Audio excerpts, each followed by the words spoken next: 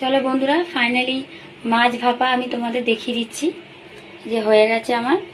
যে দেখো, সব মাছই কিন্তু গোটা গোটাই আছে, ঠিক আছে। তো একটা কথা বলছি, তখন আমি সবই দেখেছি, কিন্তু আমাদের নুন আর কাঁচা তেলটা কিন্তু দিতে হবে, দিয়ে 20 মিনিট রেখে দিতে হবে ম্যারিনেট করে। তারপর এটা করেছি আমি আস্তে আস্তে, গ্যাসটাকে হালকা আঁচে করে আস্তে আস্তে করে করেছি এটা আমি। তো তখন আমি এটা মাখাতে আমার দোকান আছে বাড়ির ভেতর, তো কাস্টমার চলে এসেছিলো। তো আমি ওই কাস্টমারকে আবার জামা কাপড়ের তো আমার ব্যবসা আছে, সেটা আবার দেখাতে গেছিলাম, তো জন্য পুরোটা দেখাতে পারিনি, সরি। আমি তো বলেই দিলাম আমি অত পাকা রাঁধুনি না, হুটহাট আমার কাজ, আমি সবসময় রেসিপি দেখাতেও পারি না। এই যে গরম ভাত হয়ে গেছে, এটা হলো রবিবারের মেনু, আর এই যে কচুর তরকারি, ঠিক আছে।